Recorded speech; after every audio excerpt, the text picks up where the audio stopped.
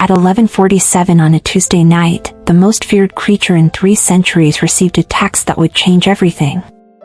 7 words from a child he had never met. 7 words that read, "He's beating my mama again." And Nikolai Voss, the vampire king who had burned cities for lesser offenses, typed back 3 words that sealed multiple fates: "I am on my way." Now, before we dive deeper into this story, I need you to do something for me. Drop a comment right now telling me where you are watching from. I would love to know which corner of the world is joining me tonight. And if you have not subscribed yet, hit that button and join the fastest growing vampire love stories family on this platform. We have so much planned for you, and trust me, you do not want to miss what is coming. Now let us continue. Nikolai Voss stood at the floor-to-ceiling window of his penthouse, watching the city lights flicker like dying stars beneath him. 347 years of existence, and yet the nights still felt endless. He swirled the crimson liquid in his glass, not blood tonight, just a particularly bold Cabernet, and contemplated the peculiar emptiness that had settled into his bones. He had everything. Power. Wealth. Fear. His name was whispered in vampire courts from Moscow to Manhattan. Cross him once, and your bloodline would pay for generations. He had proven that truth many times over. Yet here he stood, alone, wondering if immortality was simply an elaborate punishment dressed in silk suits. His phone buzzed against the marble counter.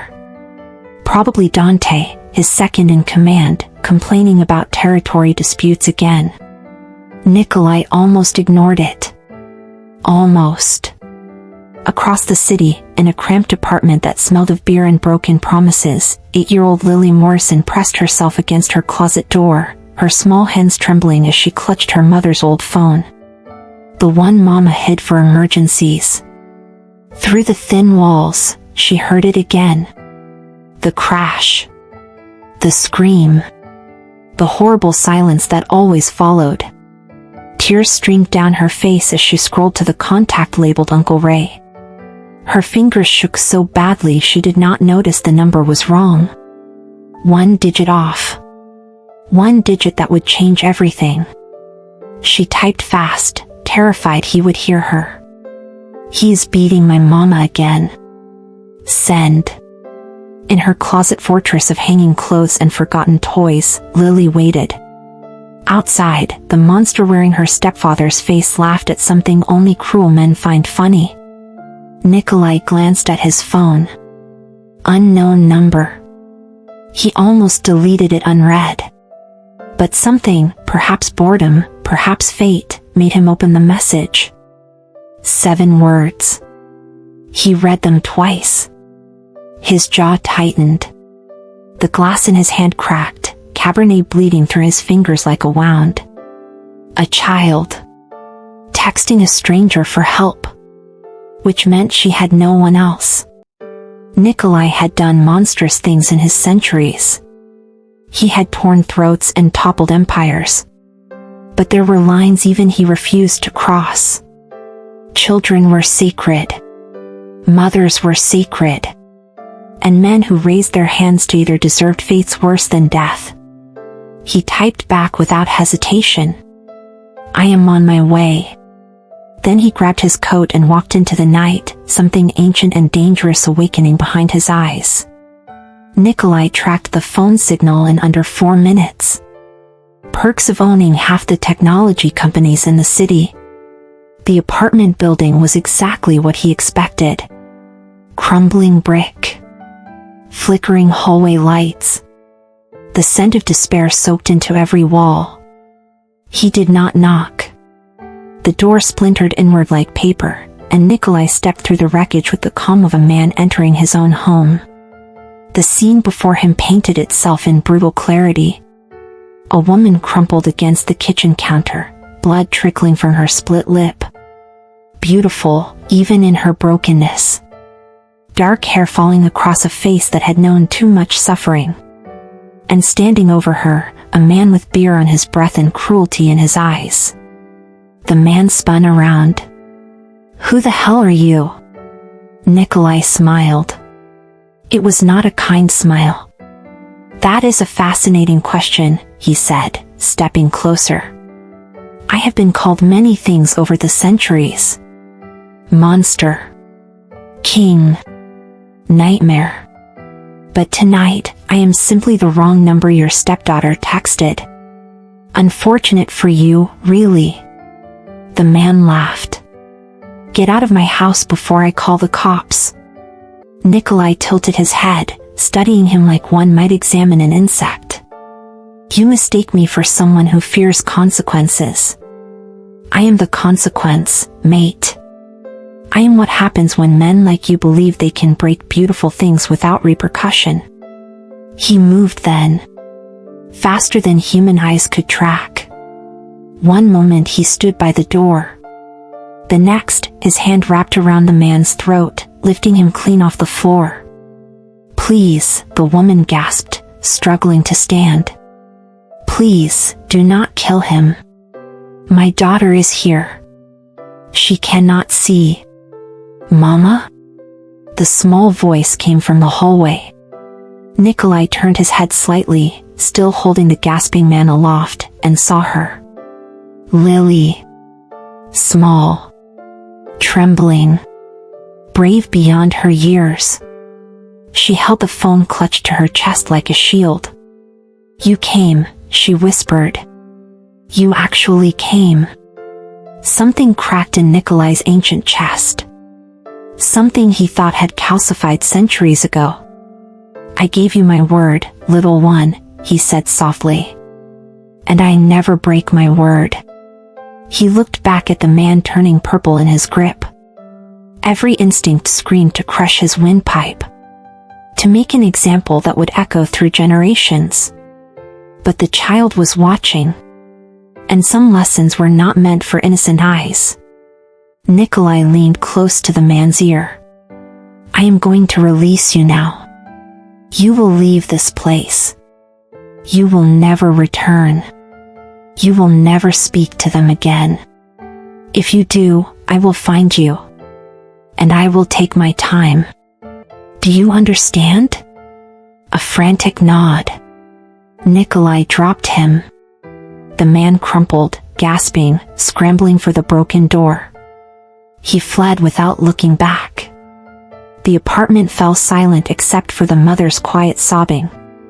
Nikolai straightened his coat and turned to face the two broken souls before him. The woman had pulled her daughter close, shielding her, even now uncertain if this stranger was salvation or a different kind of danger.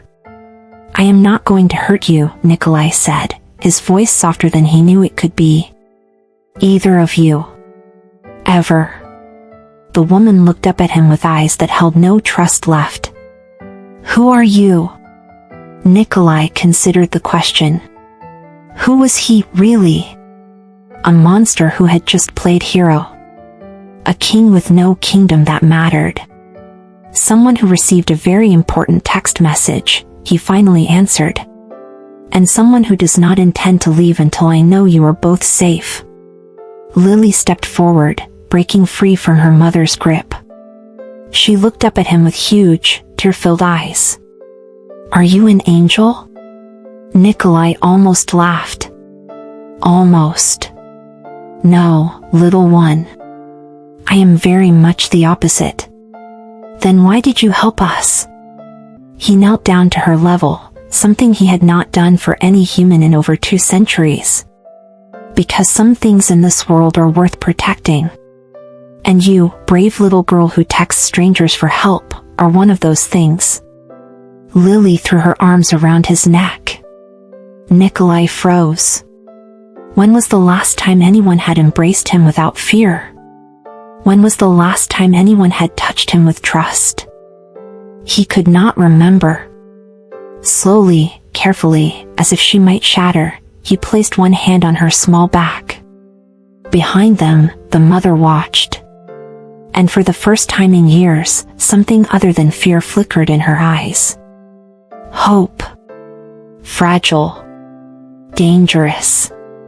But alive. Now, I need to ask you something.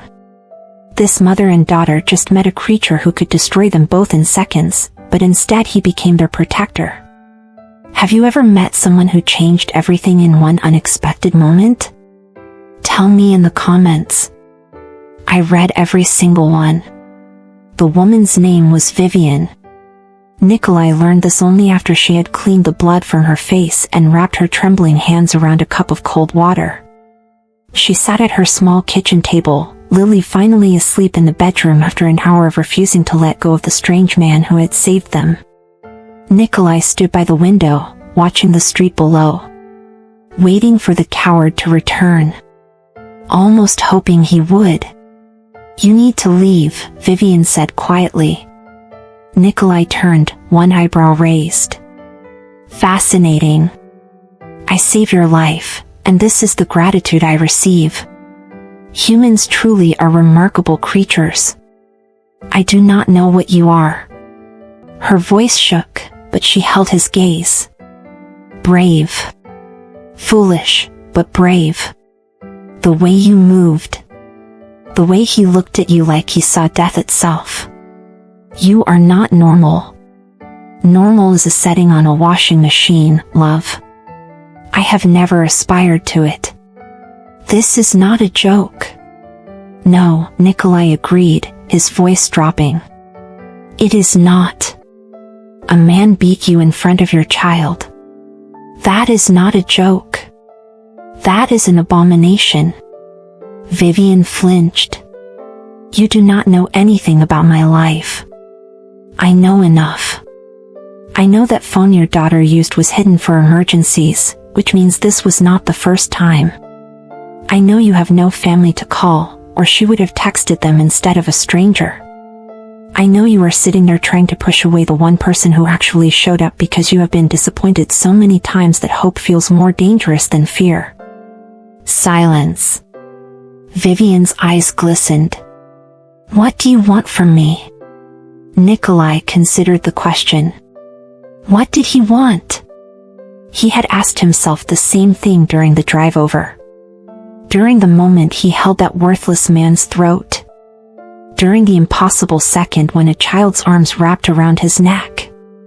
I do not know, he admitted. The honesty surprised even him. But I know I am not leaving you unprotected tonight. Call it instinct. Call it insanity. I have been accused of both. I cannot afford to trust anyone. Then do not trust me. Fear me if it helps you sleep. But understand this. He stepped closer, and Vivian pressed back against her chair. That man will return. Tonight. Tomorrow. Next week. Men like him always do. And when he does, you will need more than a hidden phone and a prayer. Vivian shook her head slowly. Why do you care? You do not know us. Nikolai looked toward the bedroom where Lily slept. Something ancient stirred in his chest. Something he had buried beneath centuries of violence and solitude. I knew a little girl once, he said quietly. A very long time ago. She had the same eyes. The same courage. I could not protect her then. He turned back to Vivian, and for just a moment, the mask slipped.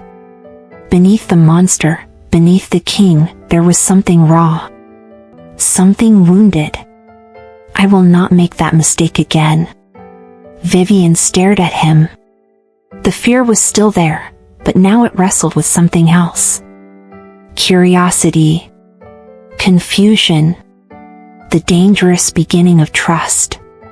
One night, she finally whispered. You can stay for one night. On the couch. And in the morning, you leave.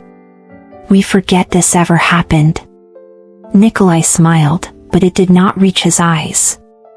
Of course, love. One night.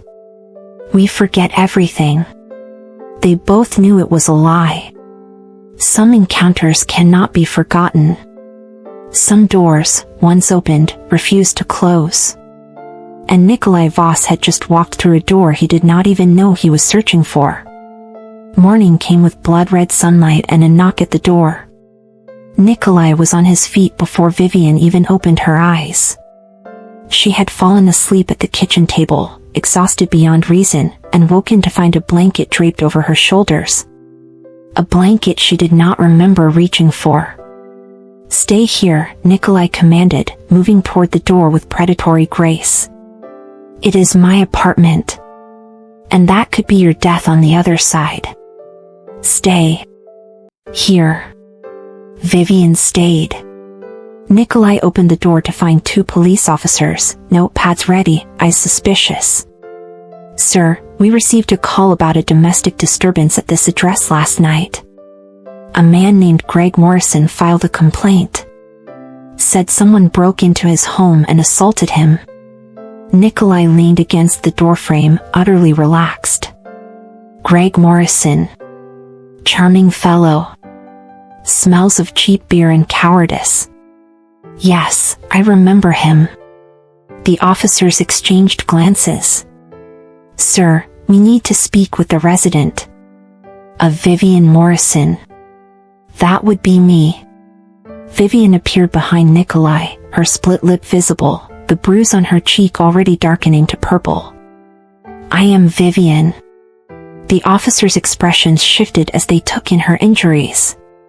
"Ma'am, did this man hurt you?" Vivian hesitated. Nikolai watched her carefully. This was the moment. She could send him away. Blame him. Return to the familiar prison of her previous existence. "No," she said quietly. "This man saved my life. Greg has been beating me for 3 years. Last night, he almost killed me. This man stopped him." The older officer lowered his notepad. "Ma'am, we are going to need you to come to the station. File a formal report. Press charges."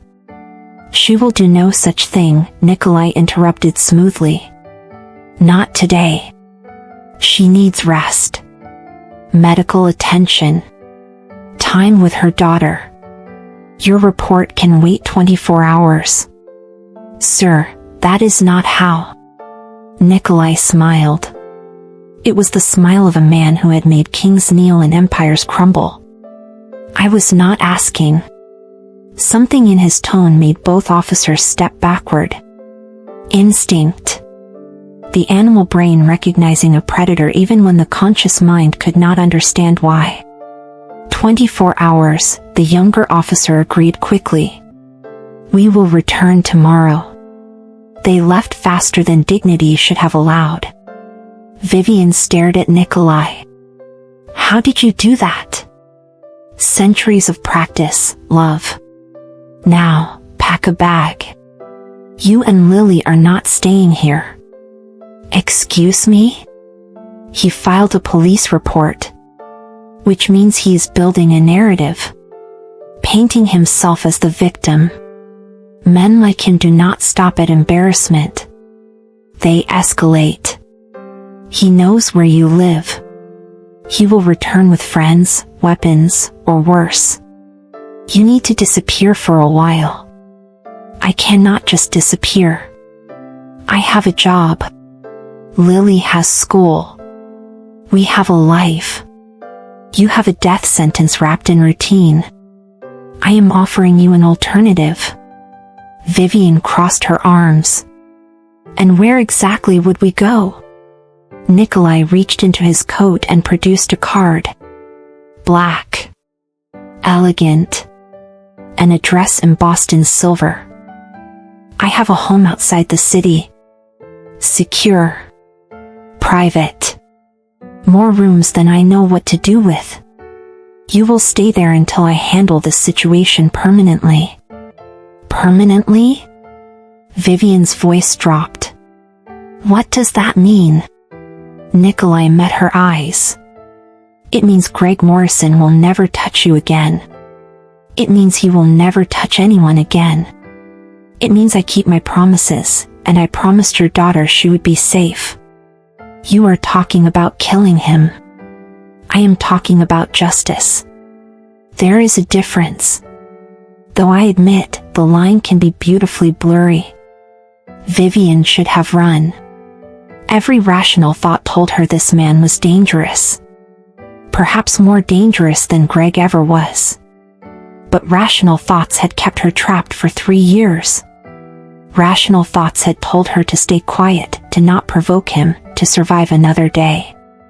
Rational thoughts had nearly gotten her killed. Mama? Lily appeared in the hallway, rubbing sleep from her eyes. She saw Nikolai and her face lit up with a smile so pure it made something twist in Vivian's chest. You are still here, Lily said, running to him. I thought you would leave.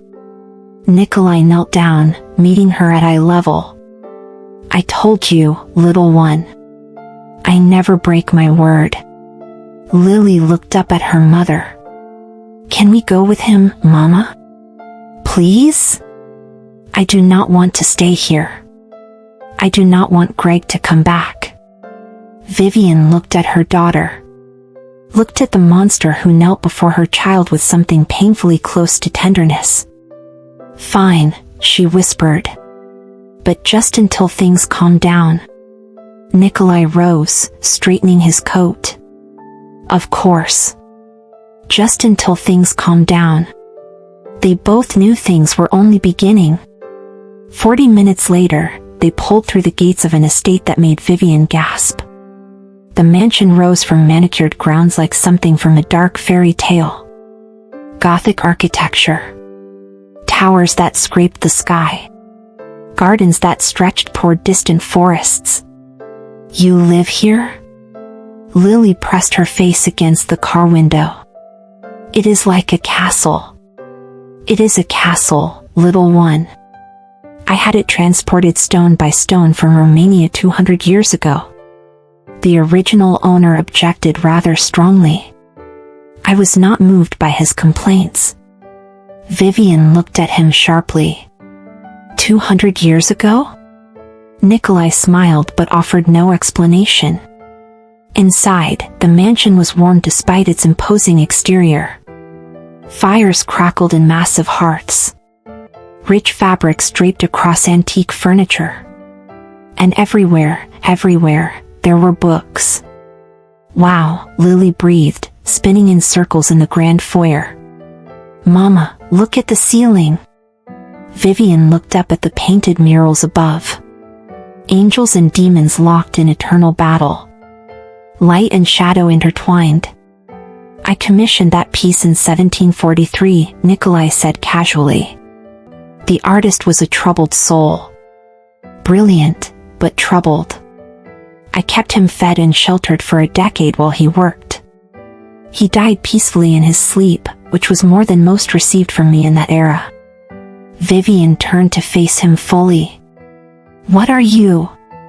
And do not lie to me. Not after everything. You move too fast. You speak of centuries like they are memories. That man, Greg, he is terrified of you in a way that goes beyond normal fear. What are you? Nikolai studied her for a long moment. The fire crackled. Somewhere deep in the house, a clock chimed the hour. If I tell you the truth, you will run. I should have run already. I am still here. Mama, look at this. Lily called from the library doorway, momentarily distracting them. Nikolai watched the child disappear among the shelves, her laughter echoing through halls that had not known such sound in decades. I am old, Vivian, he said quietly. Very old. I have seen empires rise and fall. I have walked through plagues and wars and the worst humanity has to offer. I am not human. I have not been human for a very long time. Vivian swallowed hard. Vampire. It was not a question. Nikolai inclined his head. Does that frighten you? Yes. Good. Fear keeps you alive. But know this. He stepped closer, and Vivian held her ground despite every screaming instinct. I have killed more people than you can imagine. I have done terrible things without remorse. But I have never, in 347 years, harmed a child. And I have never harmed a woman who did not try to harm me first. You are safe here. Both of you. I give you my word, and my word is the only sacred thing I have left. Vivian searched his eyes. Looking for the lie. Looking for the trap. She found only ancient loneliness staring back. Why us? She whispered. Of all the wrong numbers in the world, why did you answer hers? Nikolai looked toward the library where Lily's laughter still rang. Because I was tired of being a monster with nothing to protect. Because your daughter reminded me that courage comes in small packages. Because sometimes, Vivian, fate has a sense of humor that even I cannot appreciate until the punchline arrives. He turned back to her. You asked why you. Perhaps the better question is why not? Perhaps you were always meant to find me. Perhaps I was always meant to find something worth saving. Vivian felt tears threatening and blinked them back. I do not trust you. Wise. But I believe you will not hurt us. Progress. Do not make me regret this. Nikolai smiled, and for once, it reached his eyes. I make no promises about regret, love. Life is full of it. But I promise you this. Anyone who tries to hurt you or that little girl will learn exactly why my name has been whispered in fear for centuries. I am not a good man, Vivian. But for you, for her, I will be a necessary one. Vivian nodded slowly. And somewhere in the library, Lily had found a book of fairy tales, unaware that she was living inside one. A dark fairy tale with a monster for a hero and a happy ending still unwritten. 3 days passed like a dream Vivian was afraid to wake from. Lily explored the mansion with the fearless joy of a child who finally felt safe.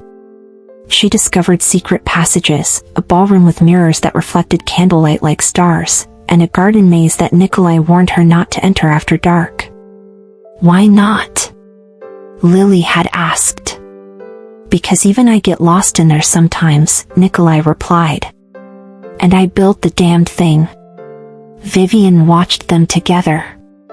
The ancient vampire and the 8-year-old girl. An impossible friendship that somehow felt inevitable. She found him in the library on the 3rd night. He sat in a leather chair older than America, reading by firelight. He did not look up when she entered. Cannot sleep? He asked. Too quiet, Vivian admitted. I am used to sirens.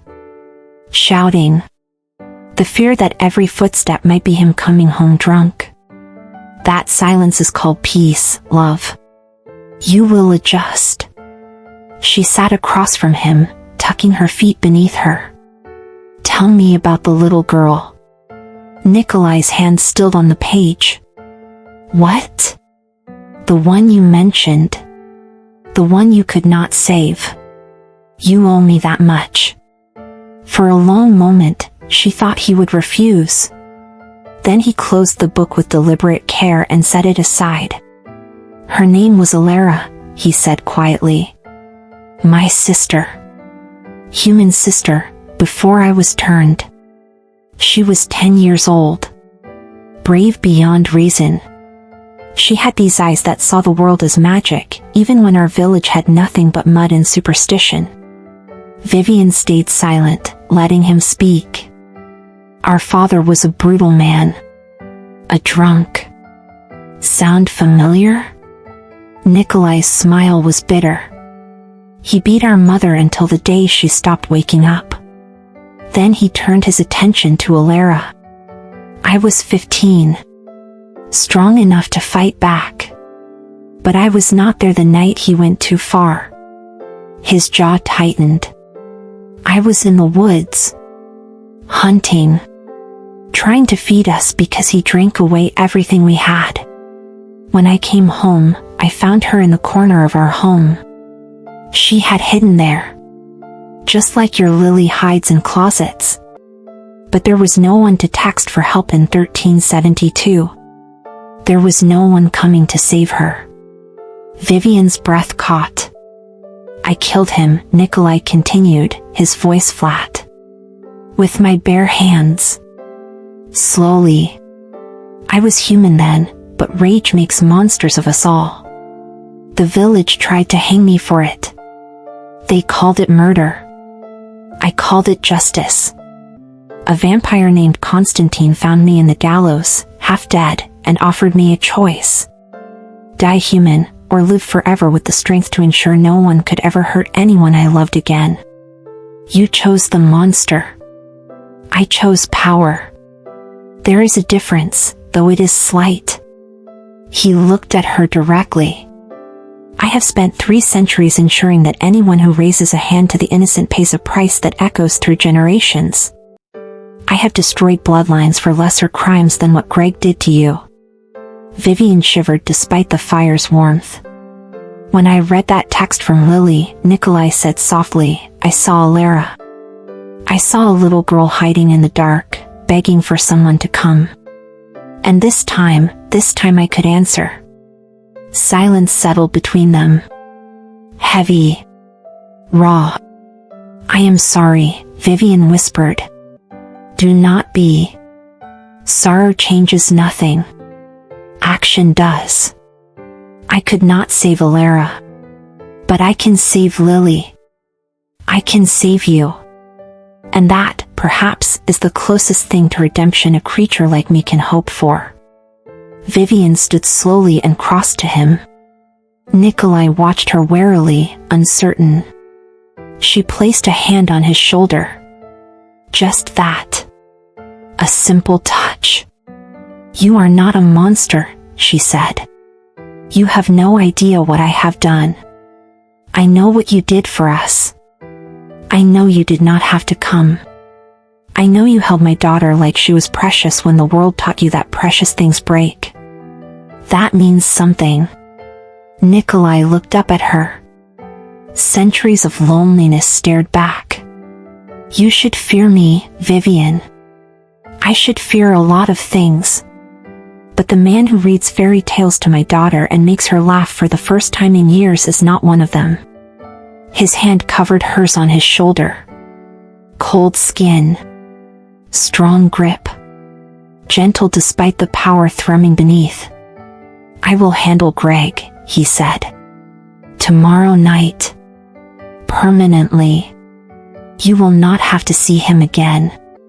You will not have to fear. What will you do to him?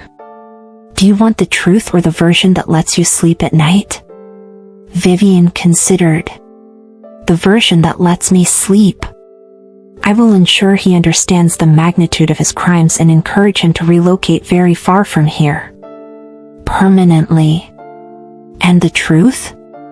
Nikolai's smile was all teeth. I will make him beg for a death I will not grant quickly.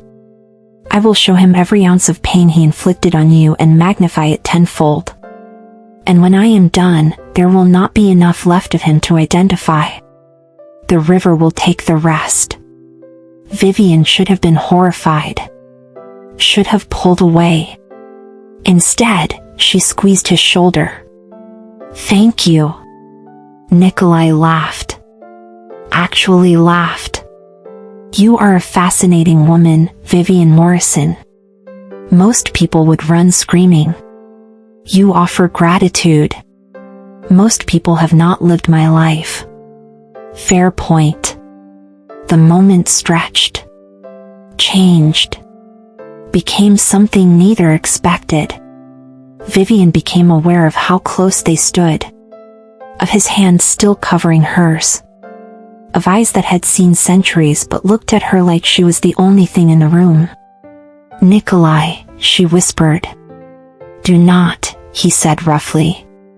Do not look at me like that. Like what? Like I am something other than damned. Before she could respond, Lily's voice called from upstairs. Mama? Can you tuck me in? The spell broke. Vivian pulled back, suddenly flustered. I should go. Yes. But neither moved immediately. Tomorrow, Nikolai finally said. After tomorrow, you will be free of him. Truly free.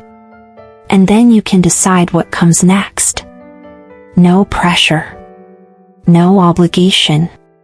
Just choice. Real choice. Vivian nodded and left before she could do something foolish. Behind her, Nikolai sat in the firelight, his hands still warm from her touch, wondering when exactly he had stopped existing and started living again. Upstairs, Vivian tucked Lily into a bed fit for a princess. Mama, Lily whispered. Can we stay here? Forever? We cannot impose on Nikolai like that, sweetheart. He does not think it is imposing. I heard him tell Dante that we make the house feel less like a tomb. What is a tomb? Vivian smoothed her daughter's hair. A place where things are buried, baby. Then it is good we are here. We can help him not be buried anymore. Children, Vivian thought, saw truth with such painful clarity. Get some sleep. Tomorrow is a new day. Mama? Do you like him? Who? Nikolai. Do you like him? The way princesses like princes in stories? Vivian's breath caught. It is complicated, baby. Love is always complicated in the good stories, Lily said wisely. That is how you know it is real. She closed her eyes, already drifting. Vivian sat there long after Lily slept, wondering when her 8-year-old daughter had become the wisest person she knew. And downstairs, Nikolai prepared for the hunt, sharpening blades that had tasted the blood of men far more dangerous than Greg Morrison. Tomorrow, he would do what he did best. Tomorrow, he would be the monster the world believed him to be. But tonight, for just a few hours more, he would be the man a little girl believed was a hero and a broken woman looked at without fear. It was enough. For now, it was enough. All right, let me pause this story right here and ask you something important. Nikolai is about to cross a line tomorrow night. He is going to deliver the kind of justice that stains souls. Do you think Greg deserves what is coming to him, or should mercy have a place even for monsters who wear human faces? Drop your thoughts in the comments. I am genuinely curious where you stand on this. Nikolai returned at dawn smelling of rain and something darker. He found Vivian in the kitchen, attempting to navigate the elaborate espresso machine that looked more like a spaceship console. You are going to break that, he said from the doorway. Vivian jumped, spinning around. You are back. Did you doubt I would be? I doubted you would come back clean. Her eyes scanned him. No blood. No evidence. Just a man in dark clothes with tired eyes. I am very good at what I do, love. 3 centuries of practice tends to perfect one's technique. Is he gone? Completely. The kind of gone where dental records would not help even if there was anything left to find. He will never hurt you again. He will never hurt anyone again. Vivian should have felt horror. Guilt. Something other than the overwhelming relief that made her knees weak. Thank you, she breathed. Nikolai crossed to her and gently moved her aside. You are welcome. Now let me show you how to actually use this machine before you electrocute yourself. That would be a terribly anticlimactic ending after everything. He walked her through the steps. His hand covered hers on the portafilter. His voice low and patient. His presence overwhelming in the small space. You enjoy this, Vivian said. Teaching. I enjoy competence. There is a difference. Also, good espresso is one of humanity's few truly worthwhile inventions. I refuse to watch it be butchered." She laughed. Actually laughed. The sound surprised them both. "There it is," Nikolai said softly. "I was beginning to wonder if you remembered how. It has been a while. Then we shall have to remedy that." They drank their coffee as sunrise painted the kitchen gold. Comfortable silence. The kind that only exists between people beginning to understand each other. "Tell me something," Vivian said. "Something true. Not about violence or revenge. Something that makes you human." Nikolai considered. "I am not human. You know what I mean." He smiled into his cup. "I paint. Terrible, self-indulgent paintings that I burn immediately after finishing. I have filled entire rooms with ash from failed attempts to capture beauty I can no longer quite remember. Why burn them? Because immortality gives you endless time to create and endless time to recognize your own mediocrity. It is humbling. I despise being humbled." Vivian grinned. "You are ridiculous. I am a vampire king feared across continents. I am many things. Ridiculous should not be among them. Too late. The image is ruined.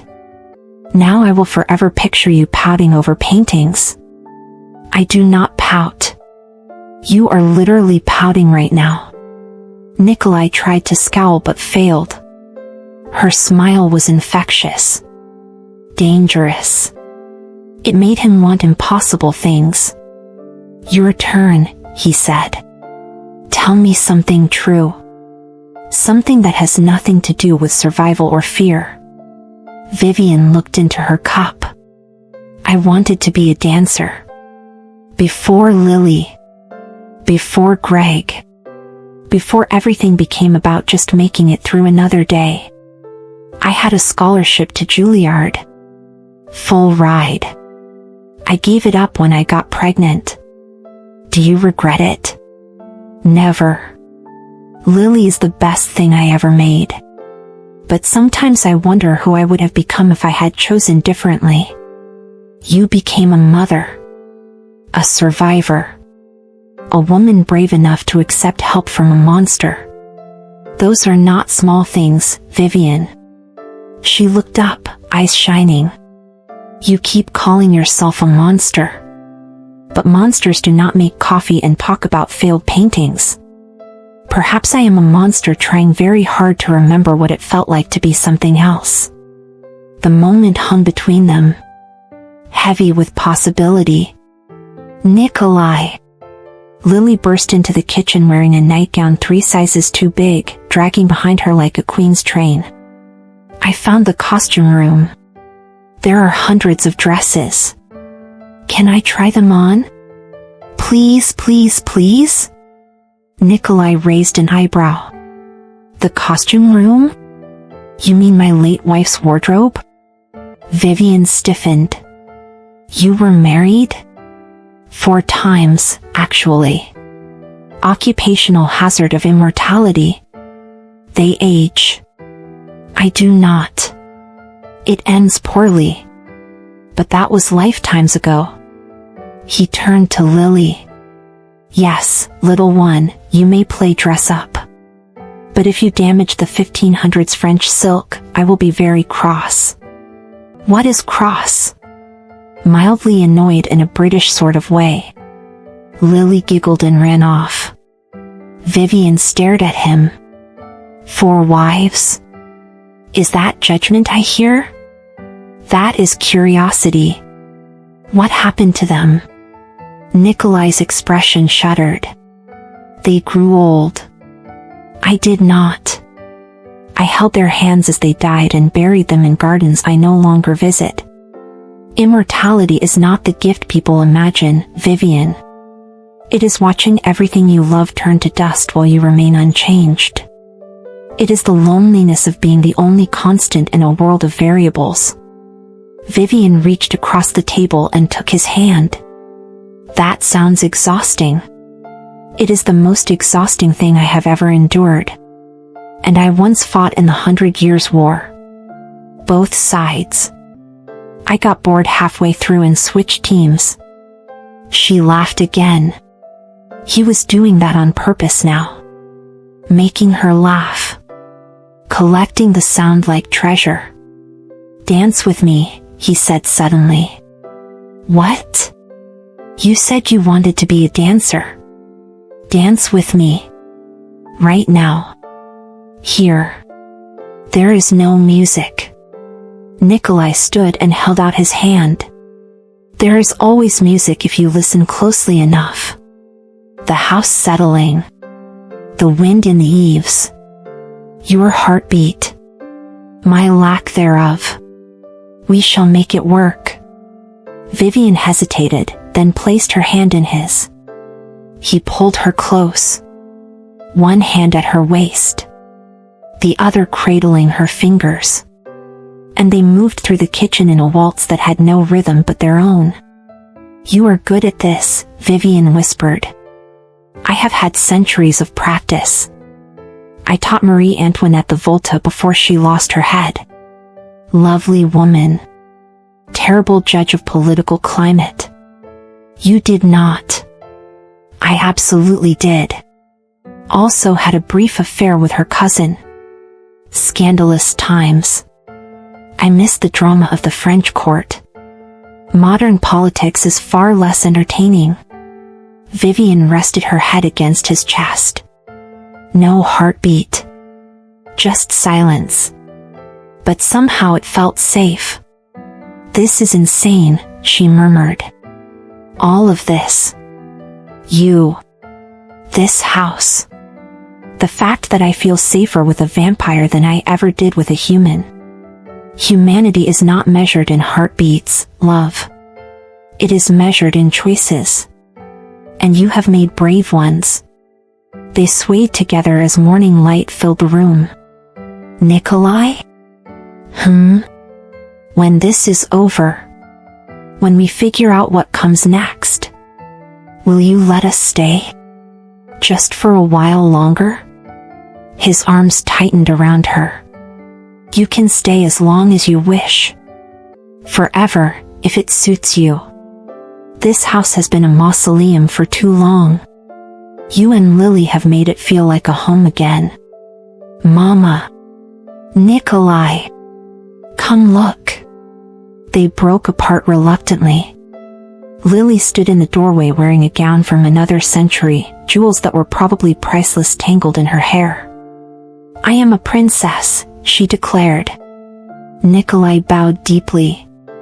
Your Highness. You wear it better than the original owner. She was a duchess with delusions of grandeur and a gambling problem. You have far more dignity. Lily beamed. Vivian watched them together. The vampire and the child. The monster and the innocent. The most unlikely family she could have imagined. And for the first time in years, she let herself hope that happiness was not just a temporary pause between disasters. She let herself believe that maybe, just maybe, they had found something worth keeping. The rest of the day unfolded like a fairy tale. Nikolai taught Lily chess using a set carved from ivory and ebony. Vivian explored the library and found first editions that belonged in museums.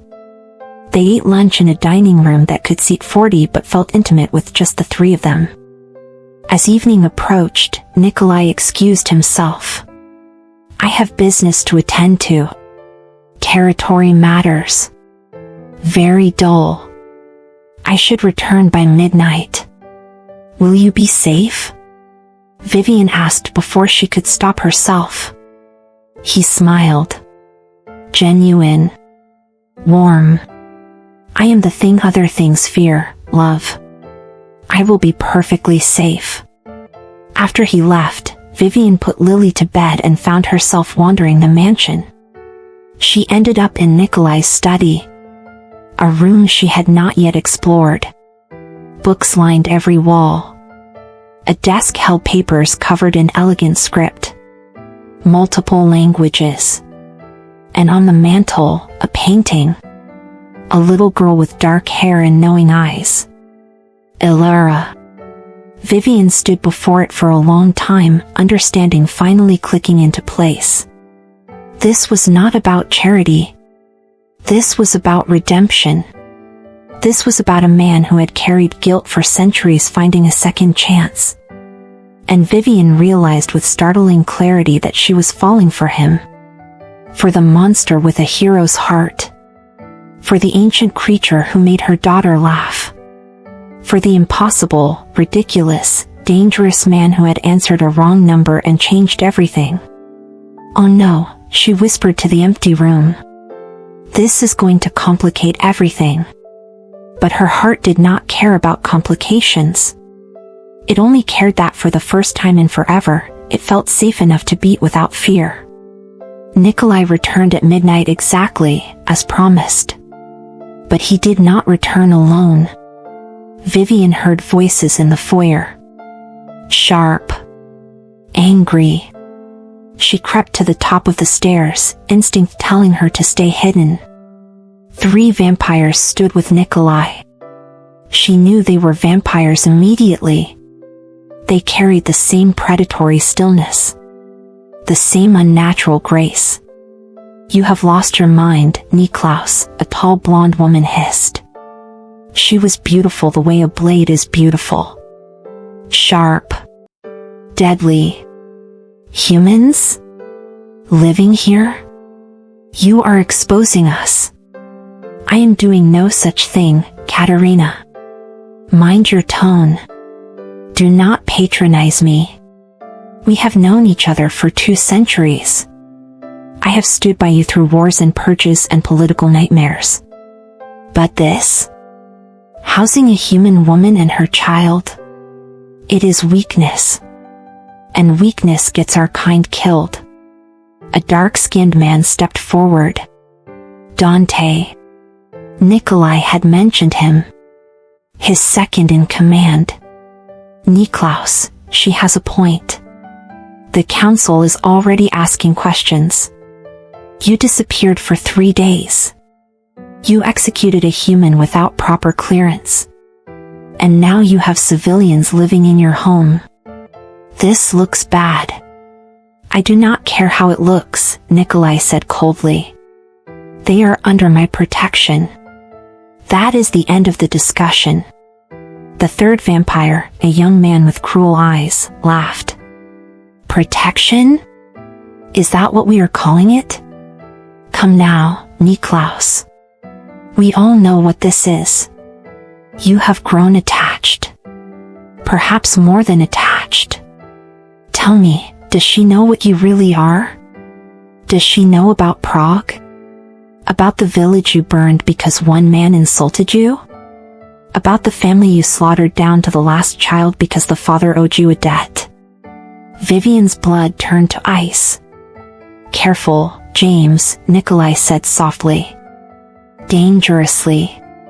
You are approaching a line you do not wish to cross."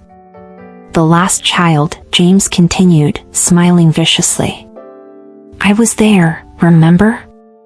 You ripped that family apart. The children were screaming for their mother, and you." Nikolai moved. 1 second James was talking.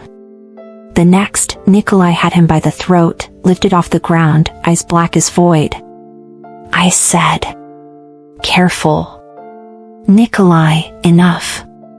Dante grabbed his arm. "He's an idiot, but he's not wrong. You have killed for far less than what you are protecting these humans from. What makes them different? What makes her worth the risk of exposing all of us?" Nikolai released James, who crumpled gasping. "What makes them different," Nikolai said quietly, "is that I choose to protect them. And I am still king of this territory. My word is law. Or have you forgotten?" "We have not forgotten," Katerina said. "But kings who let their hearts overrule their heads do not remain kings for long. History is littered with examples.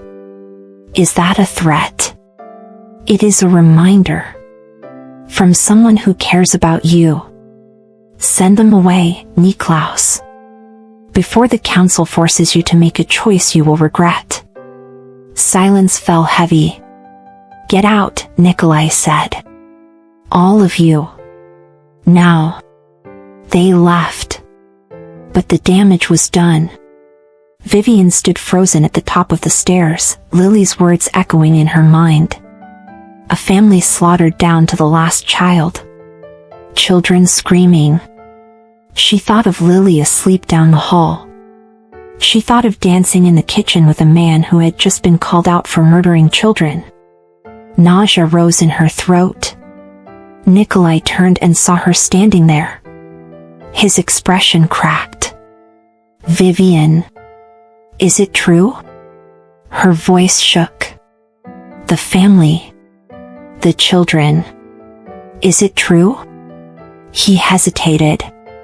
That hesitation told her everything. It was a long time ago. I was different then. How long ago? 80 years. 80 years? Vivian descended the stairs slowly. You killed children 80 years ago. That is supposed to comfort me? I have done terrible things. I told you I was a monster. I never hid what I was. You hid that. You let my daughter hug you. You danced with me. You made me believe, her voice broke. You made me believe you were something other than a killer. I am a killer, Vivian. I have always been a killer. That has not changed. What changed is that I found something worth protecting instead of destroying. And when we stop being worth it? When Lily annoys you or I disappoint you? Will you slaughter us too? Add us to the pile of bodies you have accumulated over centuries? Nikolai flinched as if she had struck him. You know I would never. I do not know anything. Vivian's voice rose. I know you answered a text. I know you killed Greg. I know you brought us here and gave us safety. But I also know you are capable of murdering entire families. I know there is a council of vampires judging you for protecting us. I know your own people think we are a liability. Their opinions mean nothing to me. They should. Because Lily's upstairs sleeping in a house full of priceless antiques and dark history, believing a monster is her hero. And I let that happen. I let my guard down. I let myself believe in fairy tales. This is not a fairy tale, Vivian. This is real. Messy and complicated and real. Real? Vivian laughed bitterly. What is real is that you are a predator. An apex predator who has killed more people than I can imagine. And I brought my daughter into your home. What kind of mother does that make me? It makes you a mother who was desperate and brave enough to accept help wherever it came from. It makes me a fool. The word hummed between them like a blade. Nikolai's jaw tightened. If that is what you believe, then perhaps you should leave. Perhaps I should. Fine. Fine. They stared at each other. Both bleeding from wounds neither knew how to dress. I will arrange transport in the morning, Nikolai said stiffly. Somewhere safe. Far from Greg's associates.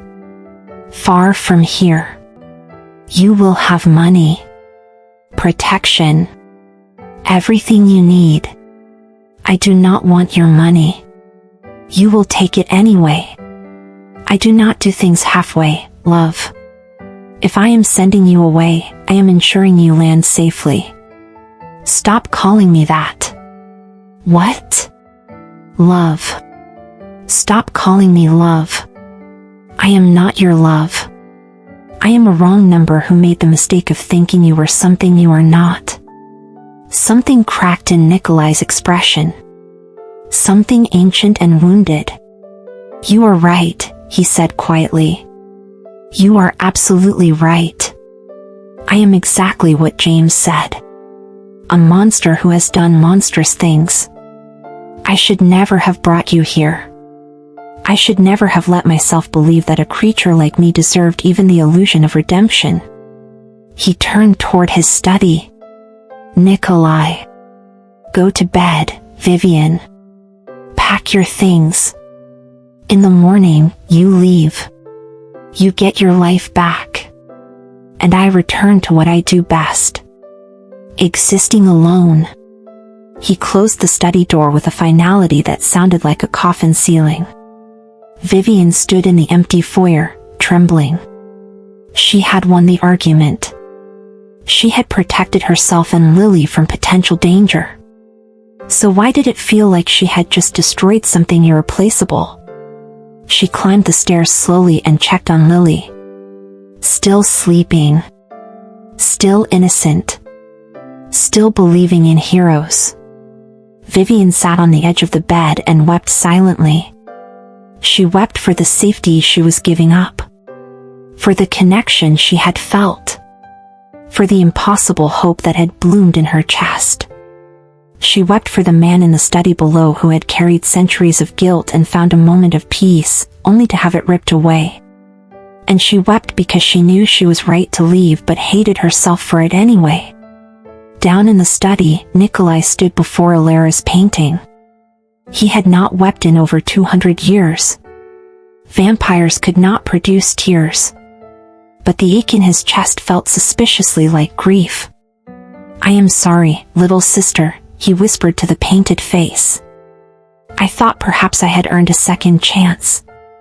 I thought perhaps I could protect them the way I failed to protect you. But monsters do not get redemption. They just get longer sentences. He poured 3 fingers of whiskey older than most countries and drank it without tasting. Tomorrow, Vivian and Lily would leave. Tomorrow, the mansion would return to silence. Tomorrow, he would return to being what he had always been. Feared. Powerful. Utterly alone. The thought stretched before him like the eternity it was. He poured another drink. Outside, the wind howled through the gardens like something warning.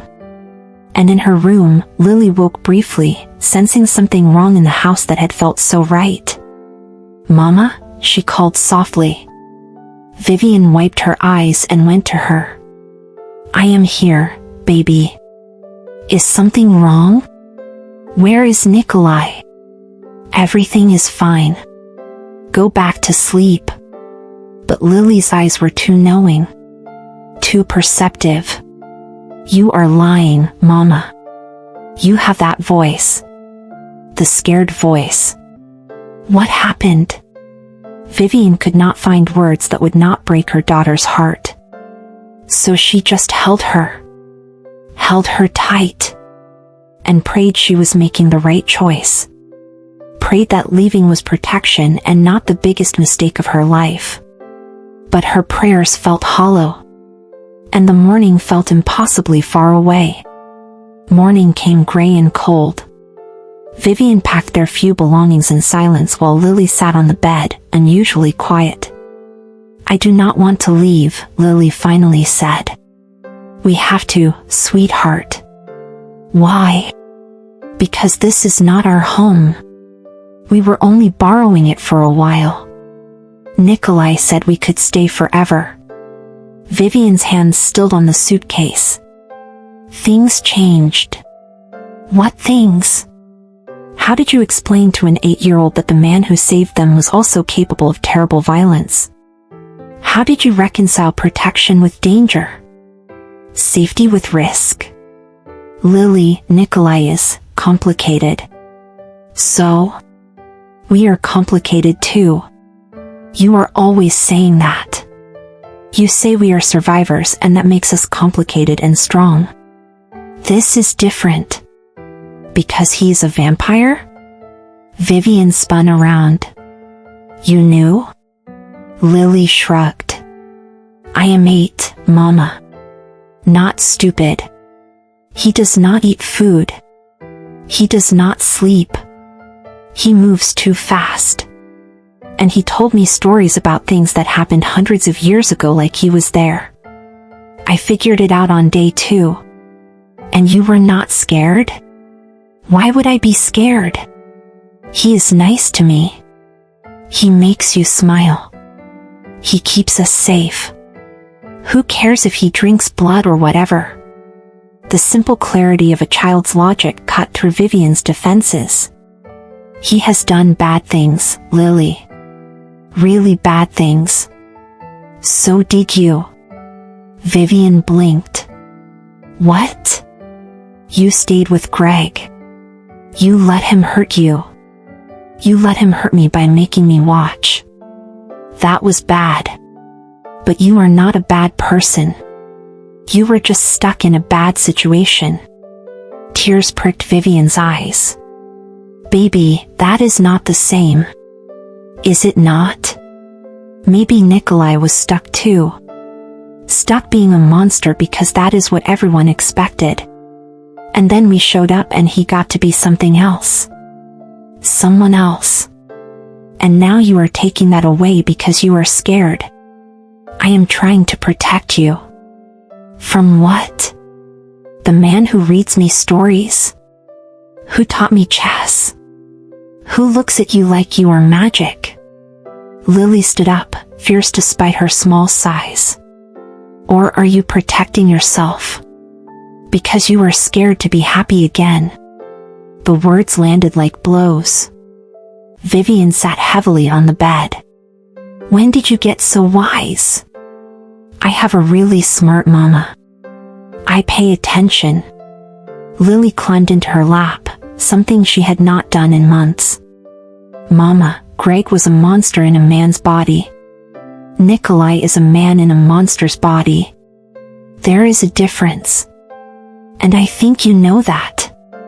Vivian held her daughter close, breathing in the scent of the expensive shampoo from Nikolai's bathroom. Lavender and vanilla. I heard him talking to other vampires last night, Vivian whispered. They said he killed a family. Children. He did not deny it. Did you ask him why? Does it matter why? It always matters why. You taught me that. You said people are not just one thing. They are all their choices added up together. And Nikolai has made a lot of choices in a really long time. Maybe some were bad. But the choices he made for us were good. Vivian closed her eyes. I do not know if I can trust him.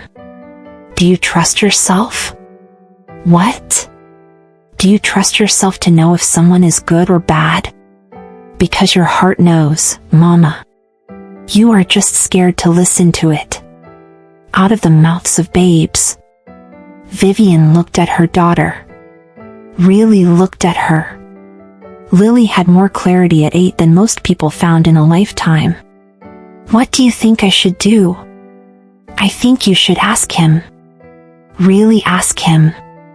Not in anger. Not in fear. Just ask him to tell you the truth. All of it. And then decide if his past is worse than the future you could have together. Vivian kissed her daughter's forehead.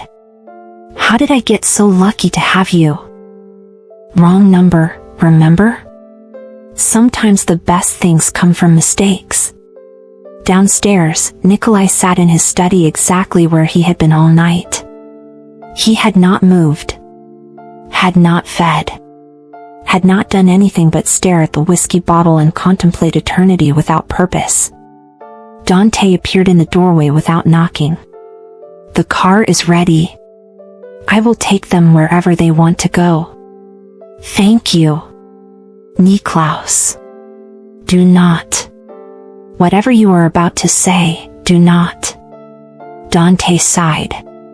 You are my oldest friend. I have seen you burn cities and break armies. I have never seen you like this. Like what? Broken. You are broken, my friend. Over a human woman you have known for less than a week. Your point? My point is that maybe James was wrong. Maybe this is not weakness. Maybe this is the first strong thing you have done in a century. Nikolai looked up sharply. Dante held up his hands. I am not saying keep them here. The council will make problems. Katerina is right about that. But there are ways around council politics. Protections you can invoke. If you truly want this, there are paths. She hates me now. She looked at me with fear. I have seen that look on countless faces, Dante. I never thought I would see it on hers. Then give her a reason to look at you differently. Tell her the truth. The whole truth. Not the monster's resume.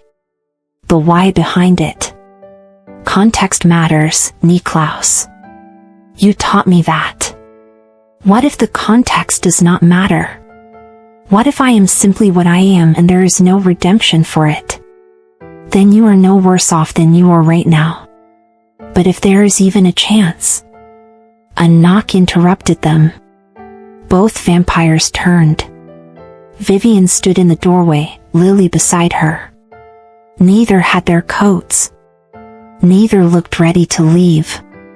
Tell me, Vivian said quietly. Tell me about the family. The truth. Not the version your enemies use as ammunition. The actual truth. Nikolai stood slowly. Why? Because my daughter is wiser than I am. And she reminded me that people are more than their worst moments. So tell me. Make me understand. Or let us leave knowing I gave you the chance to explain. Nikolai looked at Dante, who nodded and left, closing the door behind him. The study fell silent except for the crackling fire. Nikolai gestured to the chairs. Sit. Please. This will take time. They sat. Lily climbed into her mother's lap, protective. Nikolai paced for a moment, gathering thoughts from decades past. 1863. Prague. There was a man named Victor Cerny. He ran a workhouse. Children, mostly. Orphans from the war. He worked them 16 hours a day. Beat them. Starved them. Sold the pretty ones to wealthy men with vile appetites.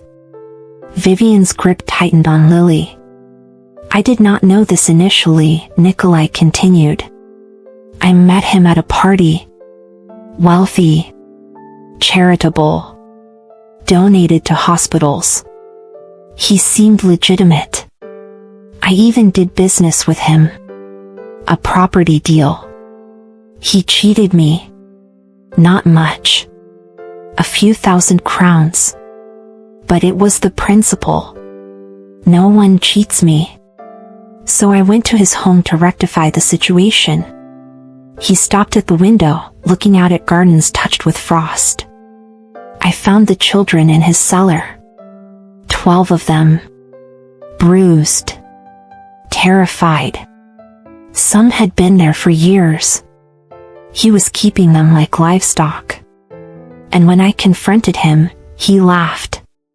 Said they were his property. Said he could do whatever he wanted with things he owned. Nikolai's voice went cold. I killed him. Slowly. Painfully. And then I killed his wife because she knew. She fed the children gruel while eating 3-course meals. She heard them crying and did nothing. I killed his 2 brothers because they helped procure the children. His mother because she facilitated the whole operation from the shadows. He turned to face Vivian. And yes, I killed his children. 2 sons. 17 and 19. Old enough to know what their father was. Old enough to have helped. I found ledgers in their rooms. Records of transactions. They were learning the family business. So I ended the family business. Permanently. Silence filled the room. The children I freed, Nikolai added quietly. I placed them with families. Good families. I checked on them for years afterward. Made sure they were cared for. Some of them lived full, happy lives. I have their letters still. Thanking me. Calling me their savior. He laughed bitterly. Savior. Monster. I have been called both. Often for the same action. Vivian processed this. So James lied. They were not innocent children. They were younger than I am. In that sense, they were children. But innocent? No. Complicit? Absolutely. Did they deserve death? That is a question I have asked myself for 80 years. What answer did you find? That justice is not clean. It is not pretty. Sometimes protecting the innocent means destroying those who would harm them before they have the chance. Sometimes it means ending bloodlines because cruelty is taught and sons learn from fathers. I do not regret ending Victor's line. I regret that the world made it necessary. Vivian stood slowly, settling Lily in the chair. She crossed to Nikolai. Why did you not tell me this last night? Would you have believed me? Or would you have thought I was justifying the unjustifiable? I do not know. But I deserve the chance to decide for myself. You are right. I am sorry. I have spent so long being the villain in other people's stories that I forgot how to be anything else. Vivian stood close enough to feel the coldness radiating from him. Close enough to see the centuries of weariness in his eyes. Are you still that person? The one who would kill an entire family? For the right reasons? Yes. Without hesitation. I will not lie to you, Vivian. I will never be soft. I will never be safe. I am a predator with a conscience, which somehow makes me more dangerous than predators without one. I make hard choices. Brutal choices. And I sleep soundly afterward because I know the alternative is allowing evil to flourish. And us? If we stay? If Lily annoys you or I disappoint you? Nikolai reached out slowly and cupped her face. You could burn down this entire mansion. Lily could destroy every priceless artifact I own. You could betray me in ways I have not imagined. And I would still protect you. Still cherish you. Still consider myself impossibly fortunate that a wrong number brought you into my life. You are not a business deal, Vivian. You are not a transaction. You are. He stopped, searching for words. You are the thing I did not know I was waiting for. Vivian's breath caught. Stay, he whispered. Not because you need protection. Not because you have nowhere else to go. Stay because you choose to. Stay because this strange, impossible thing between us deserves a chance to become something real. Stay because your daughter is right and love matters more than fear. The council. I am the council. I built these territories. I wrote half their laws. If they object to you being here, they can challenge me for leadership. No one has been stupid enough to try that in 170 years. And if they do, then I will remind them exactly why I have held power for centuries. And I will enjoy doing it. Despite everything, Vivian smiled. You are completely insane. Clinically, probably. Functionally, absolutely. But I am yours if you want me.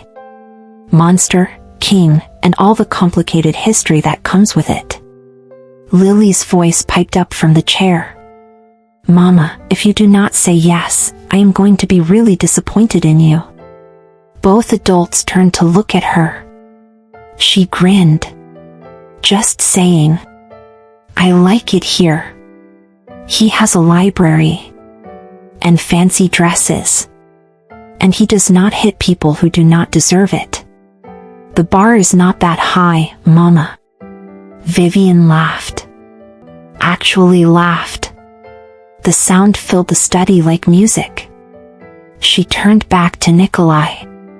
"If we do this, if we really do this, no more secrets, no more half-truths. You tell me everything. The good, the bad, the centuries of complicated. Agreed. And you teach me to defend myself. And Lily when she is older. If we live in this world, we need to understand it. I would be honored. And you attend Lily's school functions if she goes back to school. PTA meetings. Parent-teacher conferences. The whole domestic nightmare." Nikolai grimaced. "That seems excessive. Those are my terms." He sighed dramatically. "Fine. But I draw the line at bake sales. I have some dignity left. Deal." Vivian extended her hand. Nikolai looked at it, then at her face, then did something unexpected. He knelt. Right there in his study, the Vampire King knelt before a human woman and took her hand in both of his. "I vow to protect you and your daughter with everything I am and everything I command. I vow to be honest even when the truth is ugly. I vow to be worthy of the trust you are placing in me. And I vow that you will never regret answering when I said I was on my way." Vivian pulled him to his feet. "You are absolutely ridiculous. You keep saying that.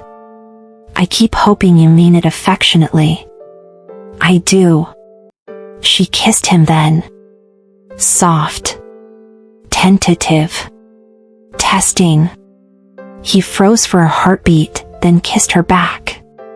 Gentle despite the predator he was.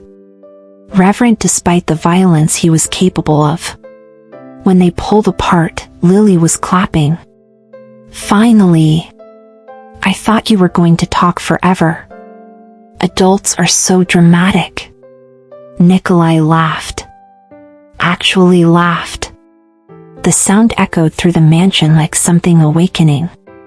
"Welcome home," he said to them both. "Officially. Permanently. For as long as you will have me." "Forever sounds good," Vivian said. "Forever is a very long time, love." "I should know." "Then we better get started." And in that moment, in a study filled with books and memories and the ghost of a little sister he could not save, Nikolai Voss found something he had not felt in 347 years. Peace. Purpose. Home. 6 months later, the mansion had transformed. Children's laughter echoed through halls that had known only silence. Lily's artwork hung beside priceless Renaissance paintings. The kitchen smelled of fresh cookies, a scent Nikolai pretended to find annoying but secretly loved. Vivian had returned to dancing. Nikolai converted the ballroom into a studio where she taught twice a week. Vampire and human students alike. Turned out immortals appreciated the arts. The council had objected. Once. Katerina had arrived with formal complaints and thinly veiled threats. She left 3 hours later with a broken wrist and newfound respect for the human woman who told her exactly where she could file her complaints. Vivian had learned more than self-defense in 6 months. She had learned how to navigate vampire politics with the grace of someone who had survived far worse than immortal bureaucracy. Dante became a regular at dinner. Then other vampires. Then humans who needed help. The mansion became something unexpected. A sanctuary. A place where the rules bent toward compassion rather than cruelty. Nikolai still did terrible things to terrible people. That had not changed. But now he came home to something other than empty rooms and older regrets. He came home to Lily demanding help with homework, to Vivian dancing in the kitchen while cooking, to family dinners that stretched for hours, to belonging.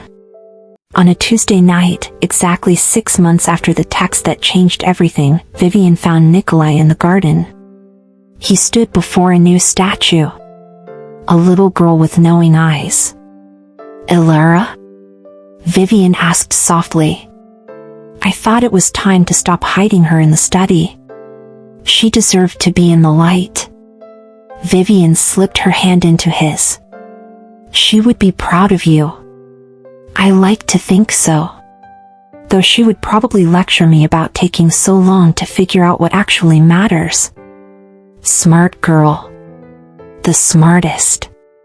They stood together in comfortable silence. The kind that only exists between people who have chosen each other despite every reason not to. "Nikolai?" "Thank you. For answering. For coming. For staying." He turned to face her fully, and in his ancient eyes, she saw something timeless and true. "Thank you for sending the text to the wrong number. Best mistake anyone ever made. Mama."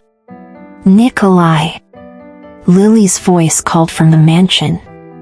"Come inside. I made dessert and it only burned a little bit." They laughed together and turned toward the house. Toward light spilling from every window. Toward the sound of home. As they walked, Nikolai pulled Vivian close. "I love you," he said simply. "I have loved people before. I have lost people before. But this. You. Lily.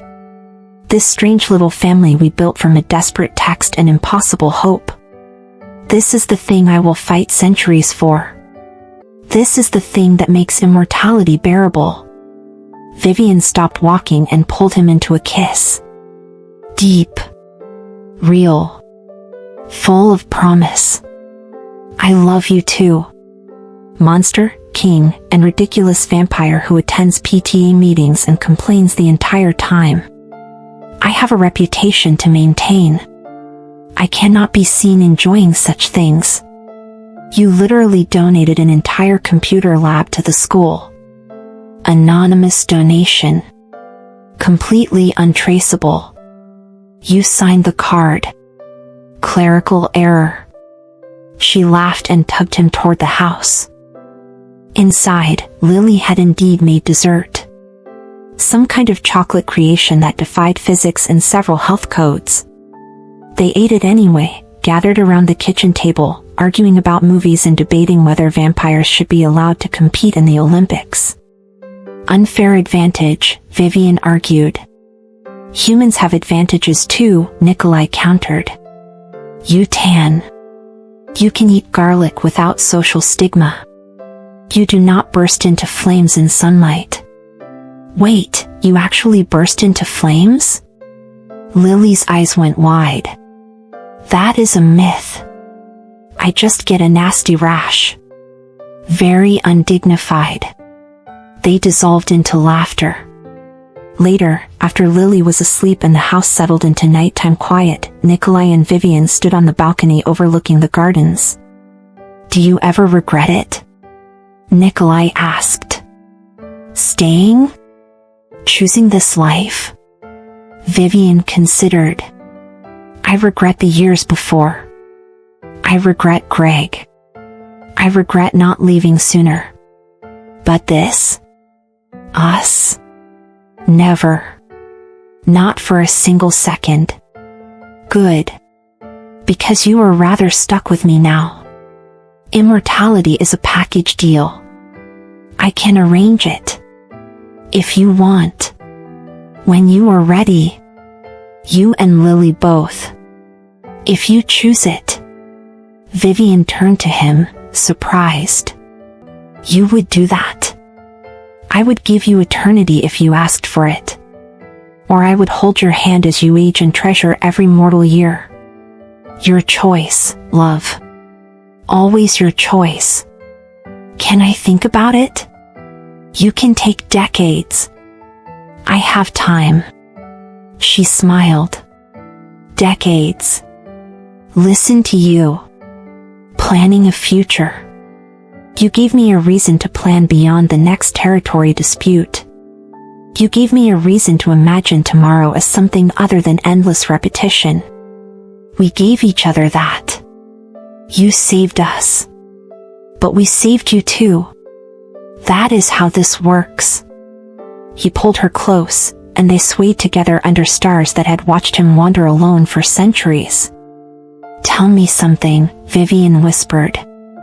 That first night, when you got Lily's text, what made you answer? Really? Nikolai thought back to that moment. To standing in his empty penthouse contemplating the weight of eternity. Honestly, I think I was waiting for an excuse. Any excuse. To feel something other than empty. And then 7 words appeared on my phone from a child I had never met. And something in those words felt like destiny offering one more chance. I am on my way, Vivian quoted softly. Best 3 words I ever typed. I can think of better 3 words. Oh, I love you. Nikolai smiled. Genuine. Unguarded. The smile of a man who had finally found his way home. I love you too. Infinitely. Eternally. For however long forever lasts.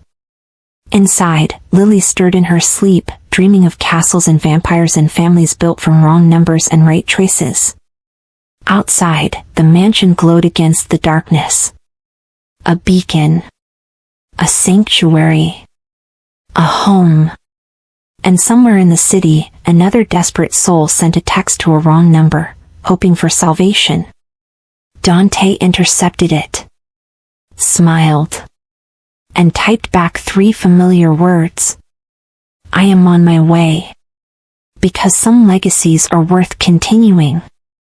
Some kindnesses echo through eternity. And sometimes the wrong number is exactly right.